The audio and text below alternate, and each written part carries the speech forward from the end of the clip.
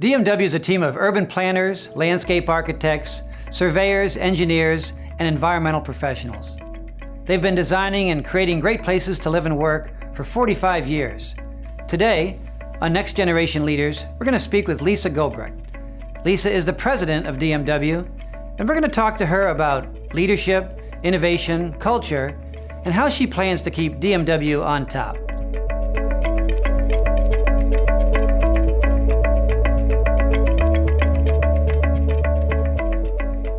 Lisa, welcome.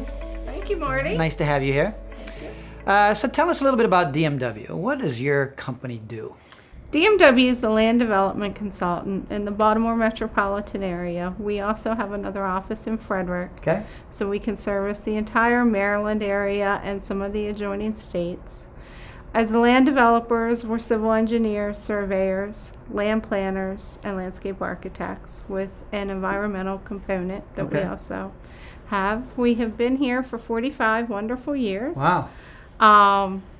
And we just, as I say to people, we design the dirt. We don't actually build. We design where buildings should go, where the roads should go, the things like that. What would be a typical project? What's kind of something you guys say, that's kind of our normal bread and butter kind of work? Well, we're very lucky because we do a lot of diverse projects. Okay. We work for the residential home builder. We also work for the developers. We also do a lot of commercial work, and we do a lot of work for the institutions. Recently, we have started doing more public work and state governments. So we do a variety of things. So you guys have been around for 45 years. Obviously, you didn't start this thing. No, I did not. So how long have you been in this leadership role? I have been in the leadership role for the last 5 years. Okay. I've been with the company much longer, and I'm unique because I come from the accounting managerial side of the coin. I am not the technical engineer or landscape architect, land planner. So I have a very different perspective on how things happen in the company than the historical management has. It's interesting because we're going to talk about leadership, obviously, in this discussion. You know, the leadership that probably the company had historically is different than it is now. You're not an engineer. It's probably male-dominated for 30 years or so. Absolutely. Talk a little bit about sort of how somebody with a financial background fits into sort of running an engineering firm, and then maybe also talk a little bit, does it make any difference if a woman is at the helm? Well, I think a lot of the engineers and technical professional people would agree that just because you're a great professional doesn't necessarily make you a great manager or business owner. Right. Sometimes they completely contradict each other.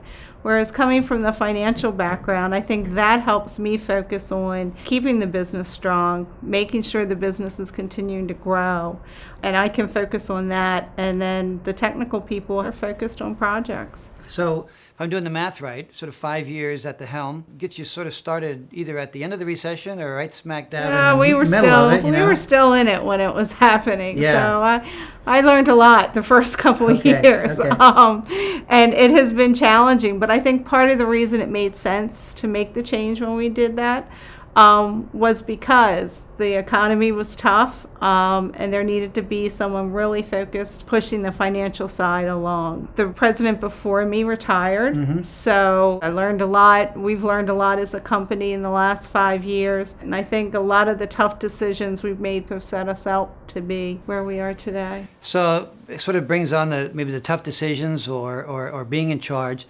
Talk a little bit about leadership. How do you define leadership, and then sort of add on to that, how do you bring people into the leadership fold? So does it matter to you? Is that leadership important for you, and how do you define it? I think for me, the leadership is the responsibility and making the decisions, being aware. I try to include my other owners in the company, but at the end of the day, and where I think DMW has struggled before, is somebody has got to make the decision, whether it's a good decision or the bad decision. And generally the good ones are easy. It's the bad ones that your leaders sort of shine through. Sure. And a big part of leadership is we don't do this alone. Our company right now is 40 plus people. Everybody has a role in it. Every decision you make, you're affecting those 40 people. Someone once told me, you have to do what's right for the company, so you have to do what's right for the entire group, but sometimes it's going to hurt one or two people. And being a leader, you have to come to grips with that. What do you look for, and what are your goals in sort of building a leadership team? A big part of my leadership team is everybody is very good about looking strategic and big picture. And it can be hard to pull yourself out and look at the bigger picture a year out, 5 years out, 10 years out. But you have to have that strong professional understanding and knowledge. And you have to have sort of the big picture and think ahead kind of ability. You know, all industries are evolving and changing, and I'm guessing yours is, no different than that. So how do you stay fresh? How do you make sure you have the right equipment, right team, right people, right skill set? How do you innovate in the engineering space? A big part that we've seen over the years, and looking back, maybe when you're in the thick of it, you may not notice it, is technology. Pretty much out of every sort of downturn or recession, technology takes you back, gets you back on your feet. And it doesn't mean that you have to be the leader in the field of technology, but you need to be staying even with technology. You need to keep up on things. So that kind of leads us over to a question around culture. So the culture of DMW, what role does culture play in the success? And then what role do the leaders play on your team to make sure that's the culture you want to have and they promote that?